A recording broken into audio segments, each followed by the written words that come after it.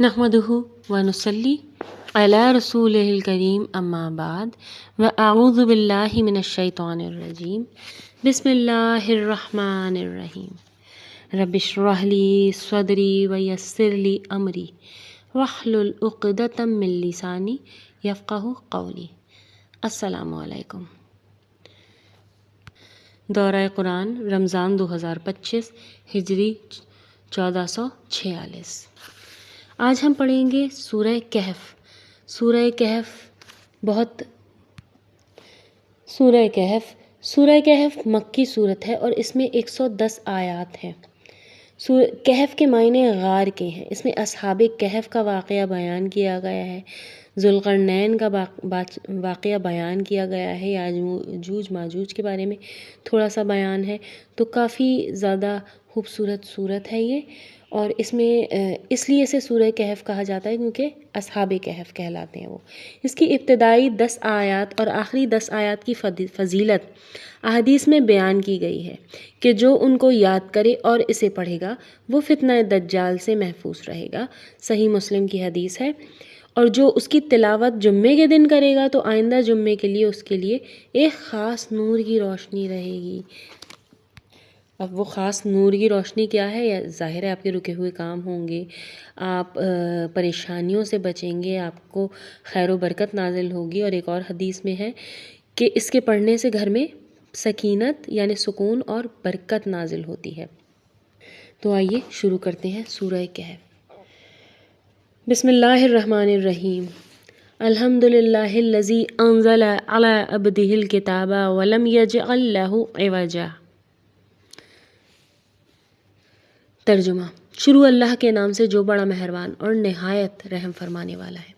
تمام تعریفیں اسی اللہ کے لیے ہیں جس نے اپنے بندے پر یہ قرآن اتارا اور اس میں کوئی کسر باقی نہیں چھوڑی، یعنی کہ مکمل زندگی کا ضابطۂ حیات ہے قرآن، اور کسی قسم کی کوئی نعوذ باللہ غلطی نہیں ہے، اور ہر طرح سے ٹھیک ٹھاک ہے، کیونکہ ہمیں پوری زندگی کے ہر اس کے بارے میں قرآن سے مدد ملتی ہے، ہر امور کے بارے میں۔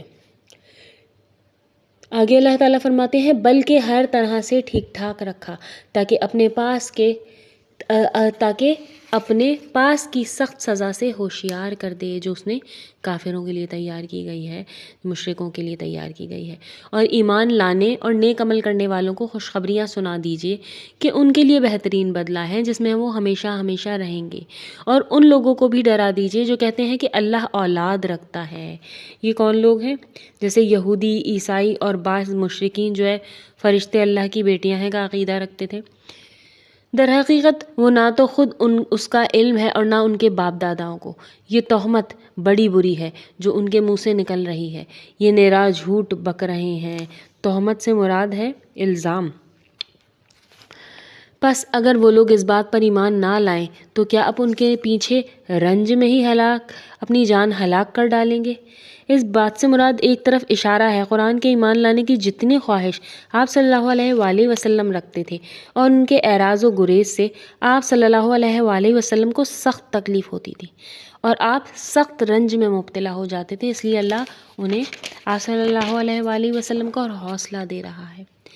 روئے زمین میں جو کچھ ہے ہم نے اسے زمین کی رونق کا باعث بنا دیا، یعنی جو بھی ہے حیوانات، نباتات، معدنیات، مدفون خزانے، یہ سب دنیا کی رونق میں اس کی زینت ہے، اور تاکہ ہم انہیں آزما لیں کہ ان میں سے کون نیک عمل کرنے والا ہے۔ اس پر جو کچھ ہے ہم اسے ایک ہموار صاف میدان کر ڈالنے والے ہیں، یعنی کہ روز قیامت صاف اور چٹیل میدان ہو جائے گا۔ وہ وقت آئے گا کہ دنیا اپنی تمام رونقوں سمیت دفن ہو جائے گی اور ایک سیدھے میدان کی شکل قائم کر لے گی جس پہ قیامت قائم ہوگی۔ کیا تو اپنے خیال میں غار اور کتبے والوں کو ہماری نشانیوں میں سے کوئی بہت عجیب نشانی سمجھ رہا ہے؟ یعنی کہ جو اصحاب کہف تھے جن کو آگے واقع آئے گا، اللہ نے 3 سال کے لیے اور اللہ کے علم ہے کتنے سال کے لیے سلا دیا تھا، تو کیا ان کو بہت بڑی نشانی سمجھ رہا ہے؟ ان چند نوجوانوں نے جب یعنی یہاں سوال اس لیے ہے کہ عجیب نشانی سمجھ رہا ہے کہ اس سے بڑی بڑی نشانیاں اللہ نے پیدا فرمائی ہیں. نبی کریم کے معجزے تھے، چاند کو 2 ٹکڑے کرنا، اس کے علاوہ حضرت موسیٰ کے کتنے معجزے تھے، حضرت ابراہیم علیہ السلام کو معجزے عطا فرمائے تھے. ان چند نوجوانوں نے جب غار میں پناہ لی تو دعا کی کہ اے ہمارے پروردگار، ہمیں اپنے پاس سے رحمت عطا فرما اور ہمارے کام میں ہمارے لیے راہیابی کو آسان کر دے. اچھا جی، یہ وہ نوجوان ہیں جنہیں اصحاب کہف کہا گیا ہے. انہوں نے اپنے دین کو بچانے کے لیے غار میں پناہ لی تو یہ دعا مانگی. اور ان کا قصہ کیا تھا یہ بھی آگے تفصیل کے ساتھ اسی سورہ میں بیان ہوگا. تو بس ہم نے ان کے کانوں پر گنتی کے کئی سال تک اسی غار میں پردے ڈال دیے، یعنی ان کو سلا دیا تھا، ان کے کانوں کو بند کر دیا تھا. پھر ہم نے انہیں اٹھ کھڑا کیا. ہم یہ معلوم کر لیں کہ دونوں گروہ میں سے اس انتہائی مدت کو جو انہیں گزاری کس نے زیادہ یاد رکھی. دونوں گروہ کون؟ یا تو جو باہر والا گروہ تھا جو ان کے پیچھے لگا ہوا تھا. تو اس کے قصے کی تفصیل تھوڑی سی کچھ یوں ہے کہ یہ نوجوان بعض کہتے ہیں کہ عیسائی کے پیروکار تھے اور بعض کہتے ہیں کہ ان کا زمانہ حضرت عیسیٰ علیہ السلام سے پہلے کا تھا. بہرحال اس کی جو ہے تفصیلات نہیں ملتی. تو ایک بادشاہ تھا دقیانوس جو لوگوں کو بتوں کی عبادت کرنے اور ان کے نام کی نظر کرنے کی ترغیب دیتا تھا. اللہ نے ان چند نوجوانوں کے دلوں میں یہ بات ڈال دی کہ عبادت کے لائق تو صرف ایک اللہ ہے. ٹھیک ہے، ان لوگوں کو اللہ نے ان ایک گروہ کو نوجوانوں کے ہدایات کی طرف راہ دکھا دی، کیونکہ ہر زمانے میں ہر پیغمبر دین یہی لایا تھا، عقیدہ یہی لایا تھا کہ اللہ ایک ہے اور وہی عبادت کے لائق ہے، جو زمین و آسمان کا خالق اور کائنات کا رب ہے. جس سے معلوم ہوتا ہے کہ ان کی تعداد 9 یا اس سے بھی کم تھی. یہ الگ ہو کر کسی ایک جگہ اللہ کی عبادت کرتے اور آہستہ آہستہ لوگوں میں ان کے عقیدہ توحید کا چرچا ہوا تو بادشاہ تک بات پہنچ گئی اور انہوں نے اپنے دربار میں طلب کر کے پوچھا تو وہاں انہوں نے برملا توحید کا اقرار کیا. بلاقل بادشاہ اور مشرک قوم ان کے پیچھے لگ گئے، انہیں مارنے کے درپے تھے. تو اپنے دین کو بچانے کے لیے آبادی سے دور ایک پہاڑ کے غار میں پناہ گزین ہو گئے، جہاں اللہ نے ان پر نیند طاری کر دی اور وہ 309 سال وہاں سوئے رہے. مختصر تفاسیر اور مختصر جگہوں پر اس کی الگ الگ گنتی آئی ہے سالوں کی، لیکن قرآن میں ایک خاص اللہ نے میعاد نہیں مقرر کی کہ کتنے سال تھے ایگزیکٹلی اور وہ کتنے لوگ تھے. تو پھر ہم نے انہیں اٹھ کھڑا کیا کہ ہم معلوم کر لیں کہ دونوں گروہوں میں انتہائی مدت کو جو انہوں نے گزاری کس نے زیادہ یاد رکھی. ہم ان کا صحیح واقعہ آپ کے سامنے بیان فرما رہے ہیں. کس کے سامنے؟ نبی کریم کے سامنے. یہ چند نوجوان اپنے رب پر ایمان لائے تھے اور ہم نے ان کی ہدایت میں ترقی دی تھی. ہم نے ان کے دل مضبوط کر دیے تھے. یہ اٹھ کھڑے ہوئے اور کہنے لگے کہ ہمارا پروردگار تو وہی ہے جو زمین اور آسمان کا پروردگار ہے. ناممکن ہے کہ ہم اس کے سوا کسی اور کو معبود پکاریں، اور اگر ایسا کیا گیا تو ہم نے نہایت ہی غلط بات کہی، یعنی جھوٹ کا باندھا اللہ پہ. یہ ہے ہماری قوم جس نے اس کے سوا اور معبود بنا رکھے ہیں. ان کی خدائی کی یہ کوئی صاف دلیل کیوں پیش نہیں کرتے؟ اللہ پر جھوٹ افطرا باندھنے والے سے زیادہ ظالم کون ہے؟ جبکہ تم ان سے اور اللہ کے سوا ان کے اور معبودوں سے کنارہ کش ہو گئے تو اب تم کسی غار میں جا بیٹھو. تمہارا رب تم پر اپنی رحمت پھیلا دے گا اور تمہارے کام میں سہولت کر دے گا. یعنی جب تم نے اپنی قوم کے معبودوں سے کنارہ کشی اختیار کر لی ہے تو اب جسمانی طور پر بھی ان سے علیحدگی اختیار کر لو. اور اصحاب کہف نے آپس میں کہا کہ پھر وہ ایک غار میں چھپ گئے، یعنی اب اللہ ہی تمہاری حفاظت کرے گا. آپ دیکھیں گے کہ آفتاب بوقت طلوع ان کے غار سے دائیں کی جانب جھک جاتا ہے اور بوقت غروب ان کے بائیں جانب سے کترا کر نکل جاتا ہے. یعنی غار ایسی جگہ پر تھا جہاں روشنی نہیں آتی تھی انہیں ڈسٹرب کرنے کے لیے. وہ اس غار میں کشادہ جگہ میں ہے، وہ اللہ کی نشانیوں میں سے ہیں. اللہ جس کی رہبری فرمائے اور راہ راست پر لائے، اور وہ جسے گمراہ کر دے ناممکن ہے کہ آپ اس کا کوئی کارساز اور رہنما پا سکیں. آپ خیال کرتے ہیں کہ وہ بیدار ہیں، حالانکہ وہ سوئے ہوئے تھے. یعنی دیکھنے میں محسوس ہوتا ہوگا کہ یہ کچھ شخص ہیں جو سوئے ہوئے ہیں یا جاگ رہے ہیں. تو یہ اللہ واللہ عالم خود ہم ہی انہیں دائیں بائیں کروٹیں دلایا کرتے تھے۔ ان کا کتا بھی چوکھٹ پر اپنے ہاتھ پھیلائے ہوئے تھا۔ اگر آپ جھانک کر انہیں دیکھنا چاہیں تو ضرور الٹے پاؤں بھاگ کھڑے ہوتے۔ ان کے رعب سے آپ پر دہشت طاری ہو جاتی۔ اب جو وہ کتا تھا جو ان کی حفاظت کے لیے اللہ نے معمور فرمایا تھا، اور وہ ظاہر ہے کوئی ہیبت ناک قسم کا کتا ہوگا جو اللہ فرما رہا ہے کہ اگر آپ دیکھ لیتے تو الٹے پاؤں بھاگ جاتے۔ اس طرح ہم نے انہیں جگا کر اٹھا دیا۔ پھر ایک وقت آیا تو اللہ نے جس طرح قدرت سے سلایا تھا اسی طرح 309 سال بعد انہیں اٹھا دیا گیا۔ ان کے جسم بھی صحیح سلامت تھے کیونکہ اللہ انہیں کروٹیں بھی دلایا کرتے تھے۔ اللہ فرما رہے ہیں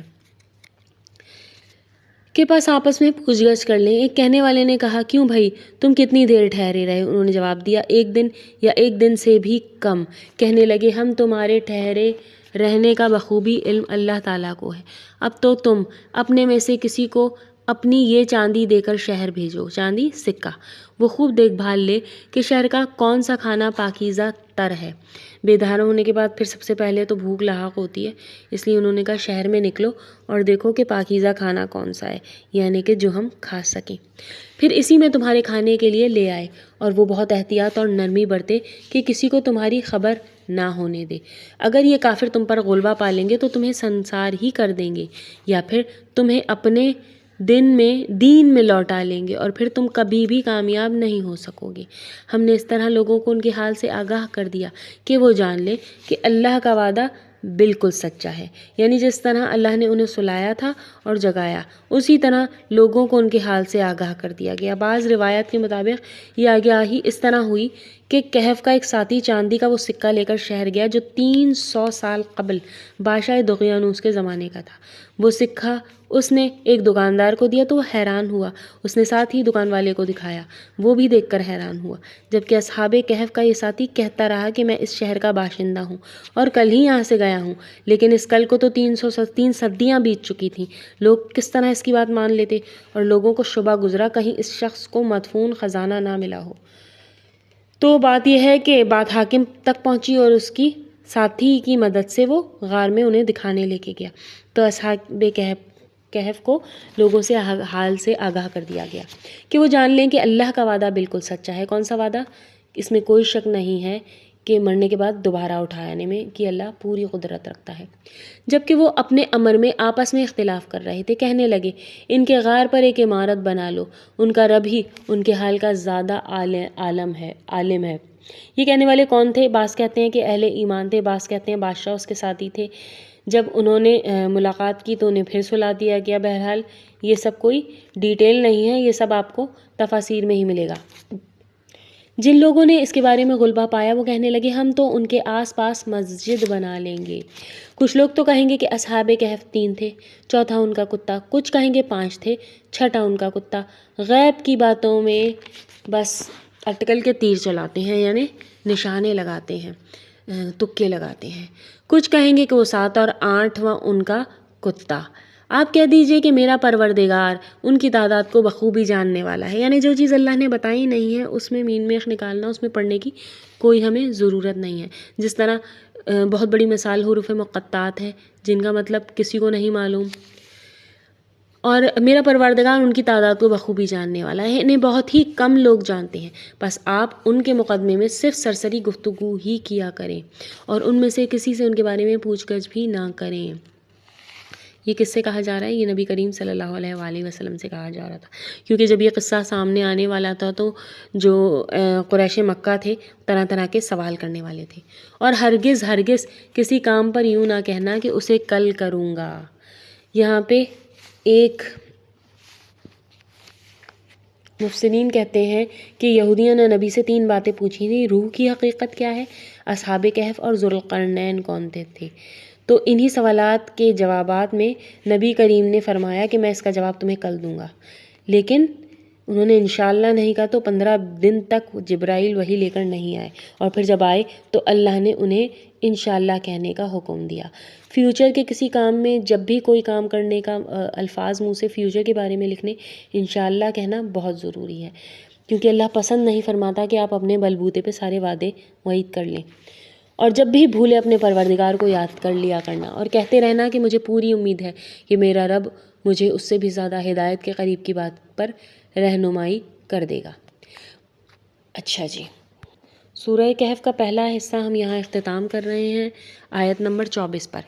لہٰذا ہمارے ساتھ اس دورہ قرآن میں جڑے رہنے کے لیے ہمارے چینل کو سبسکرائب کر لیجئے اور بیل کے آئیکن کو پریس کر دیجئے تاکہ اگلے حصے بھی آپ تک موصول ہو سکیں انشاءاللہ تعالی۔ السلام علیکم ورحمۃ اللہ وبرکاتہ۔